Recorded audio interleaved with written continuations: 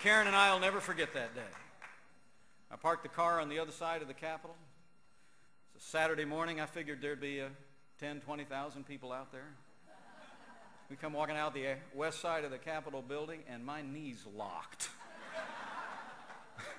Karen reached over and gave me one of those, honey, it's going to be okay, touches on the elbow things. I mean, it was just amazing. The throng of Americans that I saw spanning across the nation's mall. Now, I know the New York Times said there were a few thousand people gathered there that day. And Fox News Channel said there were 1 billion.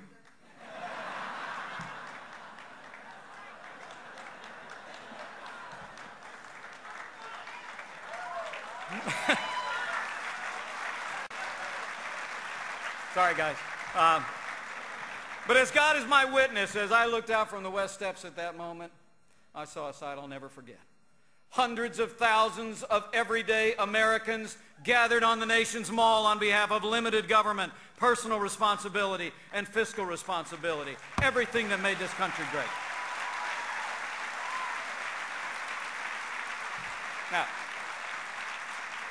Now Nancy Pelosi had a different view.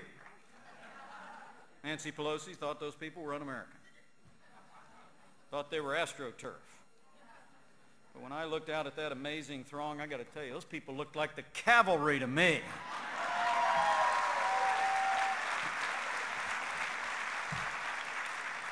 So we've gotten a lot done. There's a lot more to do. Men and women, let me tell you, it's only halftime in the locker room. We're ahead on Freedom's scoreboard this year. But there's a lot of time left on the clock. And as my beloved Colts found out just a couple weeks ago, you better be ready for an onside kick. And they might just be kicking to the right. Bottom line, this ain't over. We cannot rest. We cannot relent.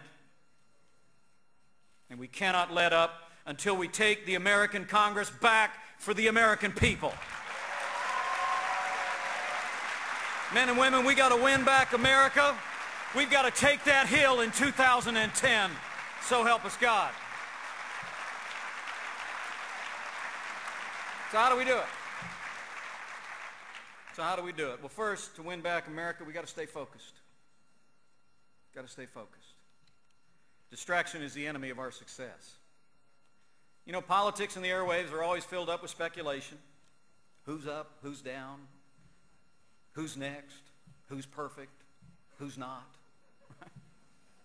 Friends, we got to resist the temptation to look past the next election. Haley Barber said to me about a year ago, anybody that's not focused on the midterm elections don't have their eye on the ball. And Haley was right. Or to borrow another line from a regular speaker at Cpac a few years back, we need to remind our neighbors and friends every single day that a recession is when your neighbor loses his job. A depression is when you lose your job. And a recovery is when Nancy Pelosi loses her job.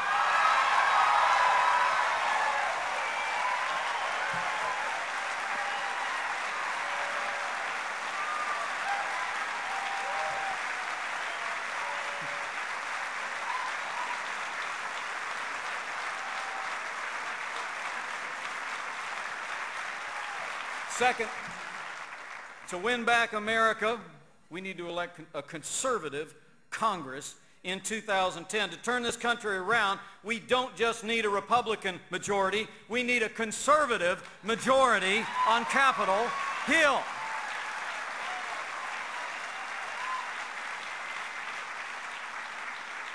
We need men and women committed to fight for a strong defense, for limited government, and for traditional moral values without apology. You know, I've said for years, you know, I'm a conservative, but I'm not in a bad mood about it. We need you to go out there and find more happy warriors and back them all the way. Cheerful conservatives who will take our message to every community, every neighborhood, and every American, regardless of race or creed or color. And lastly, To win back America, we've got to offer solutions grounded in the timeless principles of the American founding. There's nothing that ails this country that couldn't be fixed by paying more careful attention to the principles enshrined in the Declaration of Independence and the Constitution of the United States of America.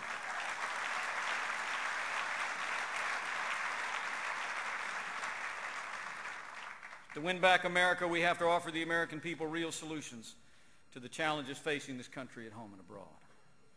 The American people are looking for answers, and Lord knows we need them. Despite the political gains of the last year, men and women, America is changing, and she is not changing for the better.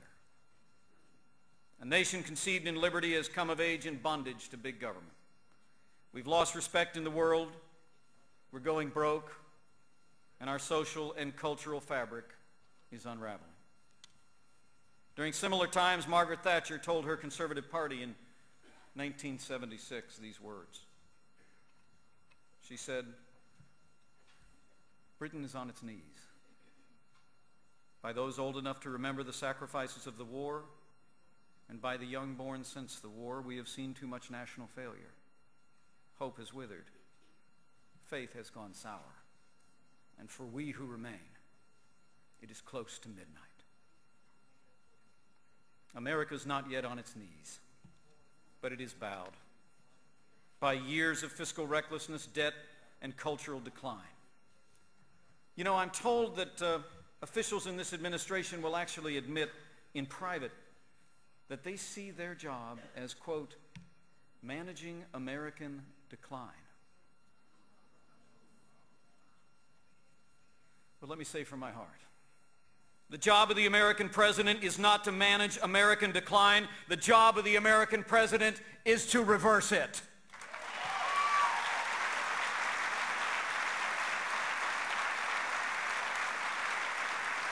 Our movement must produce solutions that will return our national government to the common sense and the common values of everyday Americans. So how do we do it?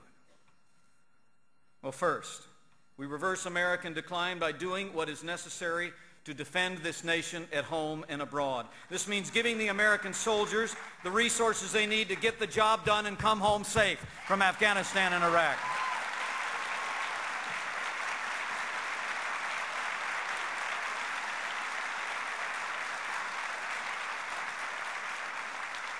It means giving our intelligence communities the tools to fight the war in terror like a war.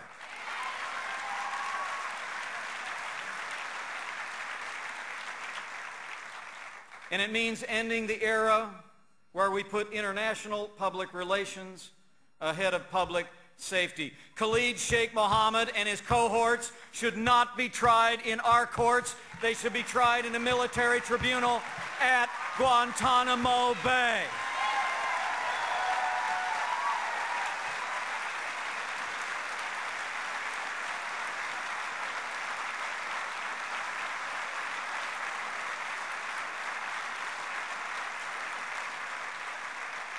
And it means being prepared to confront rogue regimes like North Korea and Iran.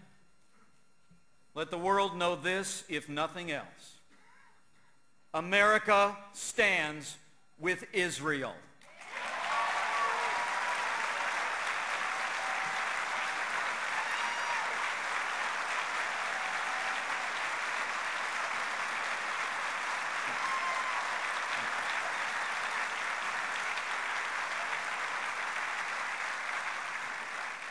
And it also means being prepared to defend our security today and tomorrow. As Communist China continues to build its military at a frenetic pace, our relationship with China should look like this. One hand extended in diplomacy and trade, and the other hand resting comfortably on the holster of the arsenal of democracy.